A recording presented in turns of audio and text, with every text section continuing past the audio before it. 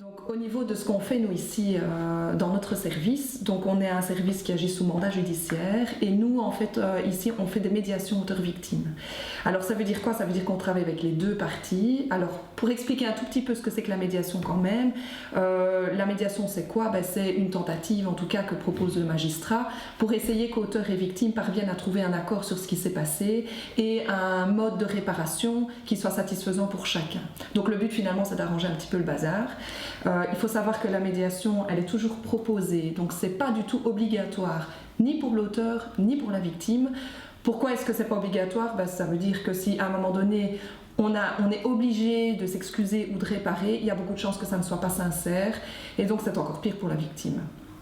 Donc le magistrat et le législateur, ils ont opté pour rendre la médiation non obligatoire. Ça veut dire quoi? Ça veut dire que nous, finalement, on rencontre l'auteur, on lui propose la médiation, on voit un peu ce qu'il en pense, on rencontre la victime, on fait la même chose. Si tous les deux sont d'accord, alors ça veut dire qu'on entre en médiation et on informe le magistrat pour dire qu'une médiation est lancée. Si on a un des deux qui n'est pas d'accord, à ce moment-là, la médiation n'est pas faisable, le dossier retourne au parquet et puis le parquet prend sa décision. Le but de la médiation, évidemment, est pour l'auteur, en tout cas, de tenter avec lui de le faire prendre conscience des faits qu'il a commis, de leur gravité, des conséquences pour la victime, et ensemble, évidemment, d'essayer de trouver une façon de réparer. Réparer, c'est vrai que ça peut paraître un petit peu abstrait comme ça. Donc, nous, la réparation, elle porte toujours sur deux volets. Donc un volet relationnel qui demande le plus d'implication au niveau du jeune et un volet financier qui implique lui évidemment le jeune et ses parents. Donc le volet relationnel, ça consiste en quoi? Eh bien ça reprend toutes les explications, toutes les excuses éventuelles, toute la communication qui est faite autour du fait de cyberharcèlement ici. Le volet relationnel reprend les explications, les excuses, les démarches symboliques éventuelles. Donc, est-ce que le jeune auteur a envie de montrer à sa victime sa sincérité par quelque chose qu'il lui offre? Ça peut être un cadeau, ça peut être aller travailler au bénéfice de la collectivité, ça peut être, on a déjà eu de tout, hein, on a eu des vidéos, on a eu des trucs, des constructions, des travaux manuels, donc ça peut vraiment être tout ce que la personne désire, évidemment si la victime est d'accord avec ce qui est proposé. Donc c'est vraiment la partie la plus personnelle où chacune des parties va amener d'un côté les attentes, d'un côté j'ai envie de montrer ça, et on essaye vraiment de trouver un accord qui convienne aux deux parties. Et la partie financière regroupe tous les frais réels liés à l'infraction, c'est-à-dire les frais médicaux, les frais de psychologue éventuels, voilà, tout ce qui est frais financiers, tout ce que la famille a eu à débourser suite à l'infraction subie.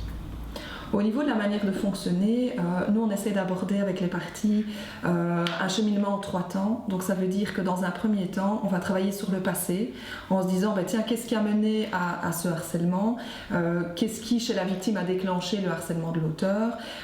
Donc voilà, on va essayer d'inviter les parties à communiquer là-dessus, sur qu'est-ce qui a déclenché tout ça, comment ça s'est passé. On va inviter l'auteur à donner des explications, à peut-être répondre aux questions de la victime, et la victime va pouvoir expliquer un petit peu, elle, comment elle a vécu les choses. Donc il y a en quelque sorte un transfert de ressenti, un transfert de vécu, pour que chacun puisse se comprendre, parce qu'à notre sens, il n'y a que comme ça que l'auteur peut prendre conscience de la gravité de son comportement et éventuellement essayer de l'arrêter. Enfin, pas éventuellement, il faut l'arrêter.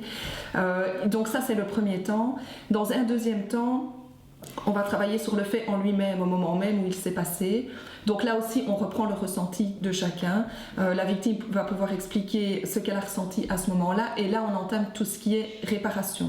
Quand on parle du moment présent, le moment présent, la discussion sur le moment présent, c'est le fait même. Donc, il y a eu un fait qualifié infraction qui est le fait de cyberharcèlement par exemple.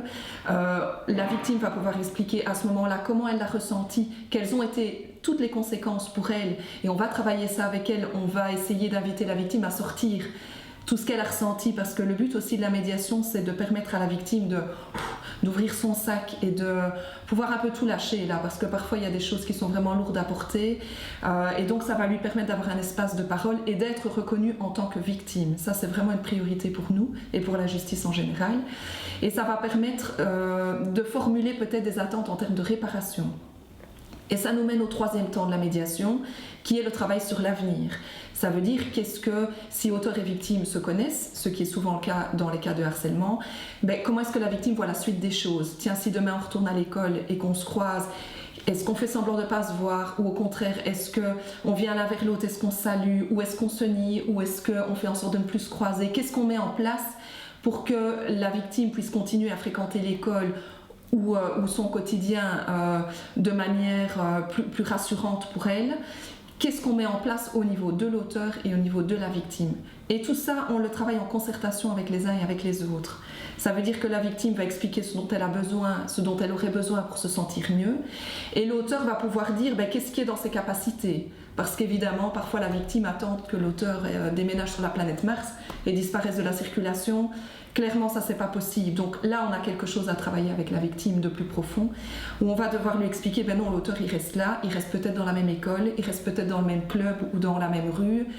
Comment est-ce qu'on peut continuer à fonctionner ensemble, avec la possibilité qu'ils se croisent toujours, mais sans que la victime continue à souffrir de ça? Et donc, on peut mettre en sorte toutes sortes de modalités, comme ne plus passer devant la maison. Si c'est à l'école, on peut parfois travailler avec les écoles, avec les éducateurs, en faisant en sorte de mettre une certaine distance, pour autant qu'elle soit possible, ou de mettre des modalités de contact. Et parfois, nous, dans le cadre de la médiation, quand on arrive à un accord, on met une période test, donc on vérifie pendant un certain temps que les accords sont tenus, qu'effectivement tout ce à quoi l'auteur s'est engagé, on vérifie qu'il le tient, et on en rend compte au magistrat. Donc ça veut dire que dans le cadre d'une médiation, auteur et victime essayent de se mettre d'accord sur quelque chose. Une fois qu'on a un accord, évidemment, on met tout ça par écrit parce que c'est important que ça soit mis sur le papier, tant pour l'auteur que pour la victime. On fait signer cet accord-là par le substitut du procureur du roi qui, par sa signature, montre qu'il adhère à l'accord, mais également qu'il le reconnaît en tant que tel, comme une solution qui est efficace. Et nous, on continue à suivre l'exécution de l'accord. Et à la fin de la médiation, on renseigne le substitut quant au fait que l'accord est respecté ou pas. Si l'accord est respecté, qu'effectivement on a remarqué une prise de conscience de l'auteur, un changement de comportement, un arrêt du comportement problématique, une tentative de réparation, enfin tout ça, à ce moment-là, la médiation peut être estimée comme ayant atteint son objectif. Si la victime nous dit que ça va mieux et que les objectifs sont atteints, le parquet va aller dans le même sens et risque peut-être de considérer la médiation comme ayant atteint ses objectifs. Si par contre on se rend compte que l'auteur ne respecte pas ses accords et qu'il a dit oui amen juste pour ne plus avoir d'ennui ou d'emmerde, selon en bon français dans le texte, et qu'il a fait tout ça pour et qu'on lui foute la paix, ça ne marchera pas parce que ça veut dire que l'accord à ce moment-là ne sera pas tenu et que nous ça va nous être répercuté et on va le répercuter au magistrat qui à ce moment-là va reprendre possession du dossier et qui risque bien de se réorienter vers quelque chose de plus sévère. Donc quand une médiation rate, en général ce que le parquet fait c'est qu'il renvoie vers le juge de la jeunesse parce qu'il estime que la médiation constitue une chance pour auteur et victime d'apaiser les choses.